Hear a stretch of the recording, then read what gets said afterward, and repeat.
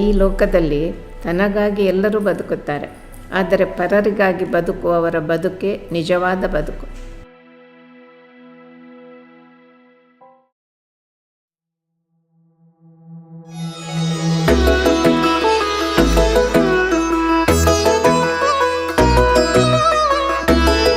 ದಕ್ಷಿಣ ಭಾರತದ ಈ ಐತಿಹಾಸಿಕ ಪುಷ್ಕರಿಣಿಯ ಹೆಸರು ರಾಮತೀರ್ಥ ಪುಷ್ಕರಿಣಿ. ಈ ಭಾಗದ ಜನರಿಂದ ಹೊಂಡವೆಂದೇ ಕರೆಯಲ್ಪಡುವ ಸುಂದರ ವಾಸ್ತುಶಿಲ್ಪದ ಈ ರಚನೆ 16ನೇ ಶತಮಾನದಲ್ಲಿ ನಿರ್ಮಾಣವಾಗಿದೆ.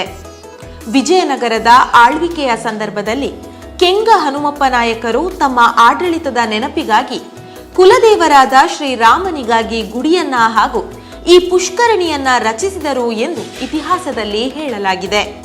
ಈ ಐತಿಹಾಸಿಕ ಪುಷ್ಕರಿಣಿಯ ತಟದಲ್ಲಿ ಇದರ ಸೌಂದರ್ಯ ಮನಗಂಡ ಬಿಜಾಪುರದ ಸುಲ್ತಾನರುಗಳಿಂದ ನಿರ್ಮಾಣ ಕಂಡ ಮುಸಾಫರ್ ಖಾನ್ ಅತಿಥಿಗೃಹವಿದೆ.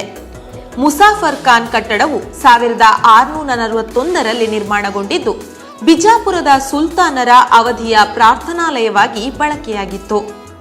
ಈ ಕಟ್ಟಡವು 150 ಅಡಿ ಉದ್ದ, 40 ಅಡಿ ಅಗಲವಿದ್ದು 9 ಬೃಹದಾಕಾರದ ಕಂಬಗಳಿಂದ ಕೆಂಪು ಕಲ್ಲಿನ ಮೂಲಕ ನಿರ್ಮಾಣಗೊಂಡಿದೆ. ಇದಲ್ಲದೆ ಪುಷ್ಕರಿಣಿಯ ಆವರಣದಲ್ಲಿ ಸುಂದರ ಉದ್ಯಾನವನವಿದ್ದು ಯಾತ್ರಿಕರಿಗೆ ದಣಿವಾರಿಸಲು ನೆರವಾಗುತ್ತಿದೆ.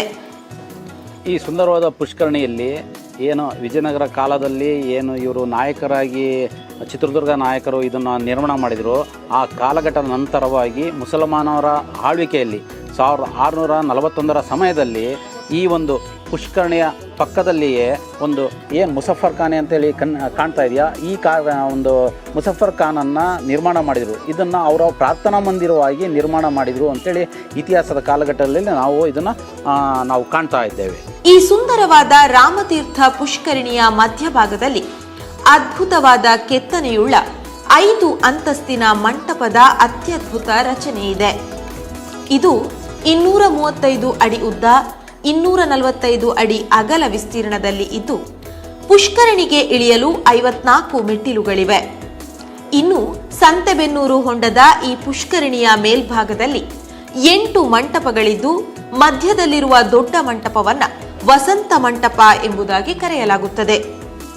ಈ ಪುಷ್ಕರಣಿಗೆ ಪ್ರತಿನಿತ್ಯ ಅನೇಕ ಪ್ರವಾಸಿಗರು ಕೈಬೀಸಿ ಕರೆಯುತ್ತಿದೆ. ಅದರ ಜೊತೆಯಲ್ಲಿ ಪ್ರತಿ ಶನಿವಾರ ಭಾನುವಾರ ಸುಮಾರು 1000 ಜನ ವಿದ್ಯಾರ್ಥಿಗಳು ದಾವಣಗೆರೆ, ಚಿಕ್ಕಮಗಳೂರು, ಚಿತ್ರದುರ್ಗ ಅನೇಕ ಜಿಲ್ಲೆಗಳಿಂದ ಪ್ರವಾಸಿಗರನ್ನ ಕೈಬೀಸಿ ಕರೆತಕ್ಕಂಥದ್ದು ಅತ್ಯಂತ ವೈಶಿಷ್ಟ್ಯವಾಗಿದೆ. ನಿಜಕ್ಕೂ ಕೂಡ ಅನೇಕ ಸಿನಿಮಾಗಳು ಕೂಡ ಶೂಟಿಂಗ್ ಆಗಿರ್ತಕ್ಕಂಥದ್ದು ಅತ್ಯಂತ ಹೆಸರುವಾಸಿಯಾಗಿದೆ. ಈ ಮುಸಾಫರ್ ಖಾನಿ ಮತ್ತು ಪುಷ್ಕರಣಿ ರಾಮತೀರ್ಥ ಅಂತಕ್ಕಂಥದ್ದು ಬಹಳ ಹೆಸರುವಾಸಿಯಾಗಿರ್ತಕ್ಕಂಥದ್ದು. ಈಗ ಪುರಾತತ್ವ ಇಲಾಖೆಯವರು ಒಂದಿಷ್ಟು ಅಭಿವೃದ್ಧಿಪಡಿಸಿದರ ಫಲವಾಗಿ ಅನೇಕ ಪ್ರವಾಸಿಗರು ಇವತ್ತು ಅತ್ಯಂತ ರಾಜ್ಯದಲ್ಲೇ ಉತ್ತಮವಾದಂಥ ಪ್ರೇಕ್ಷಣೀಯ ಸ್ಥಳವಾಗಿ ಬಿಂಬಿಸಿರ್ತಕ್ಕಂಥದ್ದು ಬಹಳ ಅರ್ಥಪೂರ್ಣವಾಗಿದೆ. ಹಾಗಾಗಿ ಈ ಸಂತೆಬೆನ್ನೂರು ಗ್ರಾಮಕ್ಕೆ ಈ ಪುಷ್ಕರಣಿ ಮತ್ತಷ್ಟು ಕಳೆಯನ್ನು ತಂದುಕೊಟ್ಟಿದೆ. ಅದರ ಜೊತೆಗೆ ನಮ್ಮೆಲ್ಲ ಪ್ರವಾಸಿಗರು ಬರ್ತಕ್ಕಂಥ ಸಂದರ್ಭದಲ್ಲಿ ನಾವು ಯಾವುದೇ ರೀತಿಯಂಥ ತಿಂಡಿ ತಿನಿಸುಗಳನ್ನು ತಂದರೂ ಕೂಡ ಪುಷ್ಕರಣಿಯನ್ನು ಸ್ವಚ್ಛತೆ ಇರ್ತಕ್ಕಂಥದ್ದು ಬದ್ಧತೆ ಇರಬೇಕು. ಯಾಕಂದರೆ ಬರ್ತಕ್ಕಂಥ ಪ್ರವಾಸಿಗರಿಗೆ ಎಷ್ಟು ಸ್ವಚ್ಛವಾಗಿರುತ್ತೋ ಆಹ್ಲಾದಕರವಾಗಿರುತ್ತೆ, ಪ್ರಫುಲ್ಲವಾಗಿರುತ್ತೆ, ಪುಷ್ಪಗಳು ಅರಳಿದಂತೆ ಮನಸ್ಸುಗಳು ಅರಳಿಸ್ತಕ್ಕಂಥ ಕೆಲಸ ಆಗಬೇಕು. ಅದರ ಜೊತೆಗೆ ನಾನು ಮಾಡುವಂಥ ಸೇವೆ ಹೆಸರಿಗಾಗಿರಬಾರ್ದು, ಇನ್ನೊಂದು ಉಸಿರಿಗಾಗಿರ್ಬೇಕಂತಕ್ಕಂಥ ನಿಟ್ಟನ್ನು ಪ್ರವಾಸಿಗರು ಅಳವಡಿಸಿಕೊಂಡ್ರೆ ಖಂಡಿತವಾಗಲು ಸಾಧ್ಯ ಆಗುತ್ತೆ. ಈ ಮಂಟಪಕ್ಕೆ ಕಾರಂಜಿ ಮಂಟಪ ಎಂದು ಕೂಡ ಹೆಸರಿದೆ. ಇಲ್ಲಿನ ಹಿರಿಯರು ಹೇಳುವ ಪ್ರಕಾರ ಹಿಂದೆ ಈ ಪುಷ್ಕರಿಣಿಯ ಮಧ್ಯಭಾಗದಿಂದ ನೀರು ಕಾರಂಜಿಯಂತೆ ಚಿಮ್ಮುತ್ತಿತ್ತು. ಆ ಕಾರಣಕ್ಕೆ ಇದನ್ನ ಕಾರಂಜಿ ಮಂಟಪ ಎಂದು ಕರೆಯಲಾಗಿದೆ. ಈ ಪುಷ್ಕರಿಣಿಯಲ್ಲಿನ ಇನ್ನೊಂದು ಆಕರ್ಷಣೆ ಎಂದರೆ ಇಲ್ಲಿರುವ ಮೀನುಗಳ ಸಮೂಹ. ಸಂತೆಬೆನ್ನೂರಿನಲ್ಲಿ ಎಂತಹ ಬರಗಾಲದಲ್ಲಿಯೂ ಈ ಕುಂಡದ ನೀರು ತುಂಬಿಯೇ ಇರುತ್ತದೆ. ಅಂದಹಾಗೆ ಅತಿ ಸುಂದರ ವಾಸ್ತುಶೈಲಿಯ ಸೋಜಿಗವೇ ಆಗಿರುವ ಈ ಪುಷ್ಕರಿಣಿ ಇರುವುದು ದಾವಣಗೆರೆ ಜಿಲ್ಲೆಯ ಚೆನ್ನಗಿರಿ ತಾಲೂಕಿನ ಸಂತೆಬೆನ್ನೂರು ಪಟ್ಟಣದಲ್ಲಿ. ಮುಂದೊಮ್ಮೆ ಈ ಭಾಗಕ್ಕೆ ಭೇಟಿ ನೀಡಿದಾಗ ಕರುನಾಡಿನ ಹೆಮ್ಮೆಯ ರಚನೆಗಳಲ್ಲಿ ಒಂದಾಗಿರುವ ಈ ಪುಷ್ಕರಿಣಿಯನ್ನ ನೋಡಲು ಮರೆಯದಿರಿ.